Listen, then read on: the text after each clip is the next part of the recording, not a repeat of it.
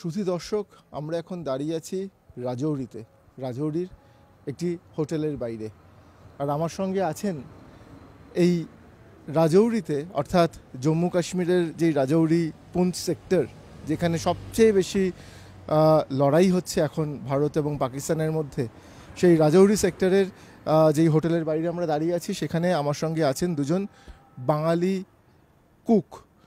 তারা এখানে একটি হোটেলে কাজ করেন, কিন্তু তারা বলছেন যে এই ভয়ঙ্কর অবস্থার মধ্যে তারা এখানে আর থাকবেন না, তারা ফিরে যাবেন।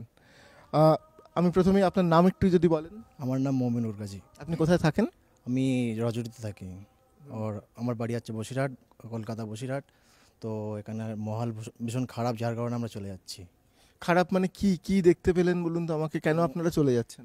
যেমন কাল রাত্রে দেখো প্রায় 40-45টার মতো ফায়ার হয়েছে, উপর দিয়ে ড্রোন গিয়েছে, যার কারণে প্রচুর আতঙ্ক। এখানকার লোক যত ছিল সবাই আতঙ্ক ছিল। আমরা তো ভয় পেয়েছিলাম যে আমরা কালকে চলে যাব, তা সেটা আর পেলাম না। যার কারণে আমরা আগামীকাল চেষ্টা করলাম, যে টিকিট করেছি, টিকিট সব বুক হয়নি, কিন্তু কালকে চলে যাবো ইনশাআল্লাহ। কোথা থেকে ট্রেন ধরবেন? আমরা জম্মু থেকে ট্রেন ধরবো।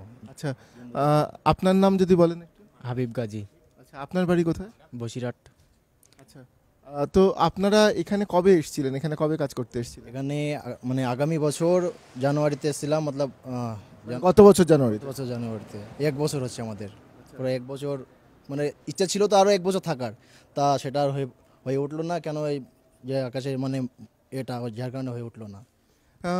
এই যে আপনারা এইখান থেকে চলে যাচ্ছেন, হ্যাঁ, আপনারা যেখানে একটা কন্ট্রাক্টে কাজ করছিলেন এবং এখান থেকে তো আপনারা একটা রোজগার করছিলেন, এটাই তো আপনাদের রোজগার।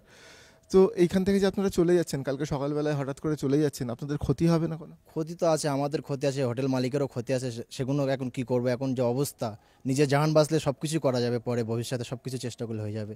যার কারণে আমরা চলে যাচ্ছি এখন। মানে অবস্থা এতই খারাপ যে চলে যেতে বাধ্য হচ্ছে আমাদের। ভয় পাচ্ছেন? না, ভয় মনে করো, ভয় তো আছে, কিন্তু এখানে মহল ভীষণ খারাপ। তো তোমার হলো কি না, দেখছি এখানে কাল রাত থেকে মনে করো ফায়ার টায়ার হয়েছে, তো রুমে ছিলাম আমরা সবাই একসাথে 4-5 জন। তো রাতে ঘুমাইনি সারা রাত কেউ। তো সকালবেলা এই কথাবার্তা হলো মালিকের সাথে সব কিছু। তো আপাতত এখান থেকে যেতে হবে আমাদেরকে ফিরে। তো টিকিট কেটে নিয়েছি সবাই মিলে। তো আমি টিকিট কোনো মানে কারোর হয়েছে, কারোর হয়নি। তো তো একসাথে আছি, 50 জন মতন একসাথে আছি। তো সবার টিকিট হয়নি। তো কাল সকালবেলা দেখি এখান থেকে যাওয়ার প্রস্তুতি করব সবাই মিলে। তো আপাতত দেখা যাক কি হয়। আমরা একটা সময় দেখেছিলাম যখন কোভিড হয়েছিল, সেই সময় তো যারা এই পশ্চিমবঙ্গ থেকে বাইরে কাজ করতে আসেন, তারা হাজার হাজার এরকম শ্রমিক, তারা হ্যাঁ বিভিন্ন জায়গা থেকে তারা ফিরেছিলেন। আপনাদের সেই সময় কীরকম অবস্থা? আমি জম্মুতে ছিলাম, জম্মু বাস স্ট্যান্ড যে তোমার আছে, সেই সময় মানে কোভিড-19 শুরু হবার মানে 1 সপ্তাহ প্রথমেই আমি চলে গিয়েছিলাম বাড়িতে, যার কারণে আমি কোনো বিপদের ভেতরে পড়িনি। বাকি লোক সবাই বিপদের ভেতরে পড়েছিল, হোটেল বন্ধ ছিল, মালিক বন্ধ করে রেখেছিল, সবাই মানে খেতে দিয়েছিল, মালিক কোনো সমস্যা করেনি। কিন্তু 4-5 মাস পরে তাদেরকেও বাড়ি মানে যেতে হয়েছিল, পার্সোনালভাবে চলে যেতে হয়েছিল। এতটা সমস্যা হয়নি তখন। এখন যতটা সমস্যার ভিতরে আছি আমরা, প্রচণ্ড আতঙ্ক, সবাই আতঙ্ক হয়ে আছি। আমরা কী করবো এখন, কিছু করার মানে যে আমরা বেঁচে থাকবো কিনা তার কোনো গ্যারান্টি নেই আমাদের।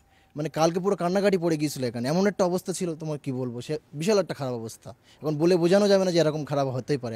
আজকে শুনছিলাম না, আজকে আরও খারাপ হতে পারে, তা কি হবে কোনো গ্যারান্টি নেই আজকে। যার কারণে আজকে অন্য রুমে চেঞ্জ করে নিয়েছি আমরা, রুম যেখানে ছিল সেই রুম চেঞ্জ করে অন্য রুমে চলে গিয়েছে আজকে। এখন বাজে ঘড়িতে 9টা। গতকালকে এখানে যে গোলা পড়তে শুরু করেছিল, সেটা শুরু হয়েছিল 9:30 10টা থেকে। ফলে এখনও সেই সময় হয়নি, এখানকার মানুষ বলছেন। এবং এখনও আমরা দেখতে পাচ্ছি, আমার সঙ্গে ক্যামেরায় রাউফ আছে, আমি রাউফকে বলবো যে একবার এই জায়গাটা দেখাতে। পুরোটাই কিন্তু এখন ব্ল্যাকআউট হয়ে আছে, সমস্ত বাড়ির সমস্ত লাইট বন্ধ করে দেওয়া হয়েছে। আমরা ক্যামেরার আলোতে এদের সঙ্গে কথা বলছি। এবং কালকেও এরকমই একটা সময় তৈরি হয়েছিল, এবং তারপরে গোটা রাত জুড়ে এখানে এই একের পর এক ড্রোন হামলা হয়েছে, বিস্ফোরণ হয়েছে, আর্টিলারি শেল ফায়ার হয়েছে। এবং সেই ছবি আপনাদেরকে আমরা দেখিয়েছি, আজকে সকালেই দেখিয়েছি যে কি ভয়ঙ্কর একটা পরিস্থিতি তৈরি হয়েছিল।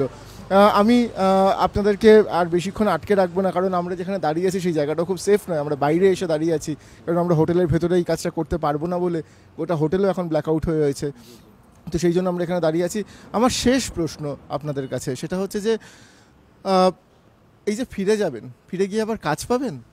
কাজ তো আছে, এখন কতটাও গ্যারান্টি নেই যে হবে কি না। বাড়ির দিকে কাজ আছে, কিন্তু আমাদের বাইরে থাকতেই মানে আর কি ছোটোবেলা থেকে বাইরে আছি আপাতত, এটাই আমাদের বেস্ট লাগে, হোটেল লাইন কাজ। বাকি বাড়ির দিকে কাজ আছে, অতটা মানে ভালো লাগে না বাড়ির দিকের কাজ। আহ, কতটা মানে কেন এত ভয় যে সেই জন্য আপনারা চলে যাচ্ছেন, কি অবস্থা তৈরি হয়েছে এখানে একটু যদি বলেন। এখানে তো মনে করো কাল রাত থেকে যেভাবে মনে করো গোলেগাল্লা চলেছে, সেভাবে মনে করো মানুষ সব মনে করো ঘাবড়ে আছে। আর কাল রাত থেকে এখনও মনে করো কেউ ঘুমায়নি, বুঝলে। তো এর কারণে মনে করো চলে যেতে হচ্ছে। তো আপাতত দেখা যাক বাড়িতে ফিরতে পারবো কি না পারবো। এখনও এখান থেকে 8 ঘন্টার পর তো যেতে হবে জম্মুতে, না স্টেশনে তো উঠতে হবে আমাদেরকে। তো এই গোটা গোটা রাস্তাটা পেরিয়ে যেতে হবে, এই যে এই গোটা রাস্তাটা আসলে আর্টিলারি ফায়ার হচ্ছে। হ্যাঁ, তো আবার শুনছি মাঝপথে বন্ধ করে দিয়েছে রাস্তা। তো ফিরে যেতে পারবো কিনা মানে ভরসা নেই। তো আপাতত দেখা যাক কি হয় রাস্তাতে যেতে যেতে।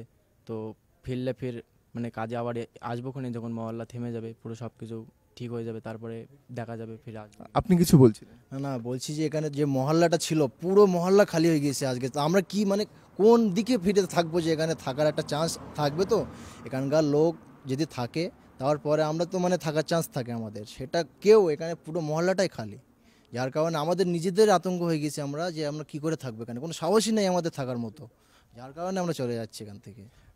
আপনারা শুনছিলেন যে এখানে যারা কাজ করেন, আমরা আগেও দেখাচ্ছিলাম আপনাদের যে বহু মানুষ তারা লোটা কম্বল নিয়ে এক কাপড়ে বেরিয়ে পড়ছেন এখান থেকে, এবং এখান থেকে বেরিয়ে পড়ে তারা বিভিন্ন জায়গায় শেল্টার খুঁজতে যাচ্ছেন। যারা এখানে পরিযায়ী শ্রমিক, যারা এখানে এসে কাজ করেন, তারাও সবাই ফিরে যাচ্ছেন।